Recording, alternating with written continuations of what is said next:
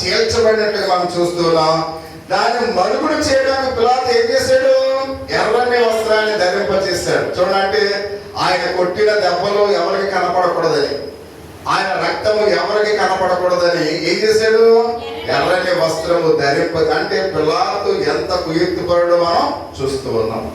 అంటే ఆయన వీపంతా కూడా దున్నపడ్డది, ఆయన వీపంతా కూడా నరకబడ్డది, ఆయన వీపంతా కూడా గాయాలు పాలైపోయింది, ఆయన శరీరం నుండి రక్తము ఎంతో ద్రావంగా ప్రవహిస్తూ ఉంది.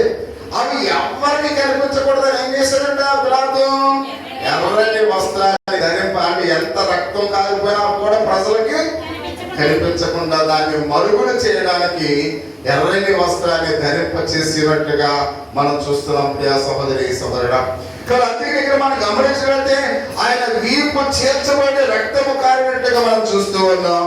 కాబట్టి అందుకే నీ వస్త్రము ఎర్రగా ఉందేమంటే యెషయా గ్రంథము 63:2 అంటాడు, ఆయన అంటాడు, నీ బట్టలు ద్రాక్షారసపు గానుగను త్రొక్కుచుండు వారి బట్ట వలె ఉన్నవేమి అని మనం చూస్తూ ఉన్నాం. అంటే ద్రాక్షారసము గానుగను ఎప్పుడైతే మనం చూస్తూ ఉన్నామో ఆ ద్రాక్షారసం ఎలా ఉంటది? ఎర్రదిగా ఉంటది. ఆ పని చేసినప్పుడు ఆ ఎర్రనిది శరీరం బట్టల మీద పడ్డప్పుడు ఎలా ఉంటది? ఎర్రదాని వలె అయిపోతున్నట్లుగా మనం చూస్తూ ఉన్నాం. అంటే ద్రాక్షా పండ్లు గానుగ తొక్కినప్పుడు ఆ ఎర్రని ద్రాక్షారసముగా వస్త్రముల మీద పడినప్పుడు ఆ వస్త్రము ఎర్రని వస్త్రముగా కనపడడానికి మనం చూస్తున్నందుకని ఆదాము అవ్వలకు మొట్టమొదటిగా చెరబొప్పు చొక్కాను ఆ దేవుడు ధరింప చేసినప్పుడు గొర్రె పిల్లని ఏం చేశారైనా వధించి ఉన్నాడు. అంటే ఆ గొర్రె పిల్లని వధించినప్పుడు ఆ యొక్క వస్త్రము ఎలా మారిపోయిందట? ఎర్రని వస్త్రం, అంతే రక్తముతో చర్మపు చొక్కాని. అంటే ప్రభు అయిన యేసుక్రీస్తు వారు కూడా ఒక రోజు ఈ విధంగా తన శరీరం అంతా కూడా ఈ విధంగా మారిపోతుందని ముందుగానే ప్రభు తన ఆలోచన తెలిసిరైనా ఆ చర్మం అంటే మొట్టమొదటి యొక్క గొర్రె పిల్ల యొక్క ఆ మొట్టమొదటిసారిగా గొర్రె పిల్లని అక్కడ వధింపబడినట్లుగా మనం చూస్తాం. అంటే ఇది దేనికి సాదృశ్యంగా ఉంది? ఆదాము వేసుకున్న వస్త్రము దేనికి సాదృశ్యంగా ఉంది? ఒకరోజు యేసుక్రీస్తు వారు కూడా ఇలాగనే గొర్రె పిల్ల వలె ఎర్రని వస్త్రాన్ని ధరిస్తాడు. అంటే మన కోసం ప్రభు ఎన్ని శ్రమలు పడతాడో ముందుగానే దేవుడు నిర్ణయించినట్లుగా మనం చూస్తూ ఉన్నాం. అంటే యేసుక్రీస్తు వారు జగత్ పునాది వేయబడక ముందే మన కొరకు ఆయన వధింపబడిన గొర్రె పిల్ల వలె ఉన్నాడు. ప్రియమైన వాళ్ళు, అసలు అప్పుడు మనం ఈ లోకంలో పుట్టే లేదు అసలు. అంటే మనం పుట్టక ముందే జగత్ పునాది వేయబడక ముందే యేసుక్రీస్తు వారు ఈ విధంగా సర్వ మానవాళి కొరకు వధింపబడతాడని ముందుగానే దేవుడు తన ప్రణాళికను సిద్ధం చేసినట్లుగా మనం చూస్తూ ఉన్నాం. ఆయన ఎర్రని వస్త్రమును ధరింపచేయవాడు ఆయన అంటాడు. ఆయన ద్వారా పాప క్షమాపణ మనకి ఇస్తూ ఉన్నాడు, రక్షణ వస్త్రాన్ని మనకి ఇస్తూ ఉన్నాడు, నిత్య జీవాన్ని మనకి ఇస్తూ ఉన్నాడు. అందుకని పరలోక రాజ్యములో ఆయన వస్త్రం ఎలా ఉందో ప్రకటన గ్రంథములో 19వ అధ్యాయము 13వ అంటాడు, రక్తములో మంచమైన వస్త్రం ఆయన ధరింపకుని ఉండేను, మరియు దేవుని వాక్యం అనే నామం ఆయనకు పెట్టబడి ఉన్నదని మనం చూస్తూ ఉన్నాం. ఆ ఎర్రని అంగి ధరింపచేసిన రక్షకుడే నేడు మీ వస్త్రాన్ని కూడా ఆయన ధరింపచేస్తూ ఉన్నాడు. అందుకని ఆ పాపం వల్ల మలినమైన వస్త్రము ఆయన ఇమ్మని అడుగుతున్నాడు. ప్రియమైన వాళ్ళు, మనం ఏ వస్త్రాన్ని ఇమ్మన్నాడు? ఈ పాపం అనే మలినమైన వస్త్రాన్ని నాకు ఇచ్చే, నీకు రక్షణ వస్త్రాన్ని నేను ఇస్తాను. అంటే ఆ పాప ఆలోచన ఇచ్చేమన్నాడు. మీ చింత యావత్తు నా మీద వేయని చెప్తున్నాడు. ఈ పాప భారాన్ని నేను భరిస్తానని చెప్తున్నాడు. అంటే మన పాప మలినాన్ని ఆయన మనకు ఉన్నాడు, తన రక్షణ వస్త్రాన్ని దేవుడు మనకు ఇస్తున్నాడు. ప్రియమైన వాళ్ళు, అందుకని ఆయన అంటున్నాడు, రక్షణ వస్త్రం నీకు ధరింప చేస్తూ అని ఆయన సెలవిస్తూ ఉన్నాడు. ఆయన మనకు ఎలాంటి వస్త్రాలు ఇస్తాడు?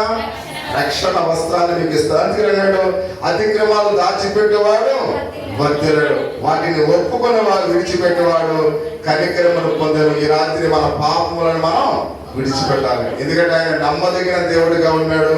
కాబట్టి మీ ఎర్రని అంగి ఆయన ఆ ఇచ్చేమని అడుగుతున్నాడు. ప్రియమైన వాళ్ళ, మీ యొక్క మలినాలంతటిని కూడా ఆయన ఇచ్చేమని చెప్తూ ఉన్నాడు.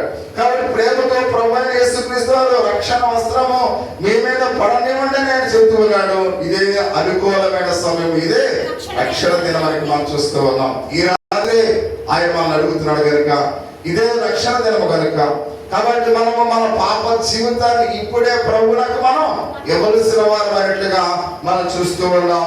మూడవది మన అభిషేక వస్త్రాన్ని మనం చూస్తూ ఉన్నాం. వెంటనే యేసుక్రీస్తు వారి తలలో నుండి ఆ ప్రభావం బయట వెళ్ళిపోయిందని ఆయన గ్రహించినట్లుగా మార్కు సువార్త 5వ అధ్యాయము 30వ వచనం మనం చూస్తూ ఉన్నాం. ఆయన అంటున్నాడు, నా వస్త్రములు ముట్టినదే ఎవరు అని ఆయన అడుగుతూ ఉన్నాడు.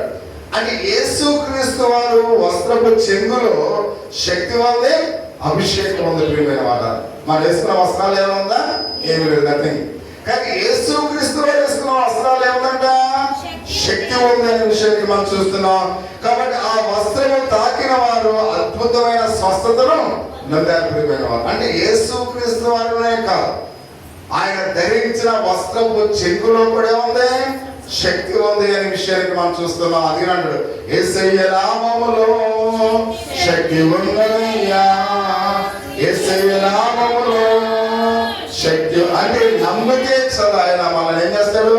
స్వస్థపరుస్తాడు. ప్రియమైన వాళ్ళ నా ప్రభు నన్ను స్వస్థపరుస్తాడనే విశ్వాసముతో నీవు ఆయన కొరకు ఎదురు చూస్తే రాత్రి ఆయన నేనేం చేస్తాడైనా స్వస్థపరిచేవాడుగా ఉన్నాడు. ప్రజలందరూ కూడా ఆయన శంకుపు ఆయన వేసుకున్న వస్త్రపు చెంగును ముట్టాలని అనేక మంది ప్రజలు ఆయన వస్త్రము ఆయన ముట్టుకొని దానికి ఇక్కడ స్వస్థత ఉండడానికి అనేక వేల మంది ఆయన దగ్గరికి వచ్చినట్లుగా మనం చూస్తూ ఉన్నాం. అందులో ఒక స్త్రీని మనం చూస్తున్నాం. లోక సువార్త 8వ అధ్యాయము 43-44 వచనాల్లో 12 సంవత్సరాల నుండి రక్తస్రావంతో బాధపడుతున్నా, తన ఆస్తి యావత్తు కూడా ఖర్చు అయిపోయింది, వైద్యులను ఆశ్రయించింది. కాబట్టి ఆమె ఏమాత్రం కూడా స్వస్థత నొందలేదు. కానీ కాబట్టి యేసుక్రీస్తు యొక్క ఆ వస్త్రము ముట్టుకున్నట్లయితే నాకు స్వస్థత దొరుకుతుందని ఏం చేసిందంట? యేసుక్రీస్తు వారితో ఆ చెంగు ముట్టుకున్నట్లుగా మనం చూస్తున్నప్పుడు, క్రీస్తు నన్ను ముట్టినది ఎవరు, నాలో నుండి శక్తి వెడలిపోయిందని చెప్పగలిగినప్పుడు ఆమె వణుకుతూ ఆమె వచ్చి ఆయన ముట్టిన కారణాన్ని అక్కడ చెప్పినట్లుగా మనం చూస్తూ ఉన్నాం. అంటే ఎందుకు ఆమె ఇక్కడ భయపడ్డది అని ఒక విషయాన్ని మనం గమనించినట్టు, ఎందుకు భయపడ్డది? వాస్తవంగా మోషే ధర్మశాస్త్రం ఏం చెప్తుంది? ఎవరైతే రక్తస్రావం కలిగిన వారు ఎవరైనా ముట్టితే వారు అపవిత్రులు అవుతారని ఆ దినాల్లో ధర్మశాస్త్రము చెప్పేది. అంటే ఇప్పుడు అటువంటి రక్తస్రావం అనే వ్యాధితో ఉంది కాబట్టి, యేసుక్రీస్తు వారిని ముట్టుకుంది కాబట్టి, అంటే నాతో పాటు ఆయన కూడా మలినమైపోయి ఉంటాడు కదా అని ఆమె ఏం చేస్తుంది? ఇప్పుడు ఒలిగిపోతుంది. కానీ నన్ను ముట్టినది ఎవరంటే ఇంకా తెగించి ఏం చేసింది? అయ్యా నేనే నిన్ను ముట్టానన్నప్పుడు అక్కడ విశ్వాసము అంటే ఆమె ఎలాంటి విశ్వాసంతో ముట్టింది? ఆయన వస్త్రము చెంగు ముడితే నా యొక్క బలహీనత పోతుందని విశ్వాసంతో ఆయనే పుట్టింది. ప్రియా సహోదరీశ్వరు అంటే యేసుక్రీస్తు వారిని ఎంతగా ఆమె విశ్వసించిందో ఆ మాటలు మనం చూస్తూ ఉన్నాం. అంటే ఆయన మాట ఇస్తే చదివిస్తే చాలని ఎదురు చూసిన వారు అనేక మంది ఉన్నారు. ఆయన చెంగు ముట్టుకుంటే నాకు స్వస్థత తగ్గుతుందనే విశ్వాసంతో ఎదురు చూసిన ఈ రక్తస్రావం కలిగిన స్త్రీ ఆనాటి ఉన్నవారందరిలో కూడా ఎంతో విశ్వాసరాలుగా ఉన్నట్లుగా మనం చూస్తూ ఉన్నాం. అంటే ఈ రాత్రి నువ్వు నీ యొక్క విశ్వాసం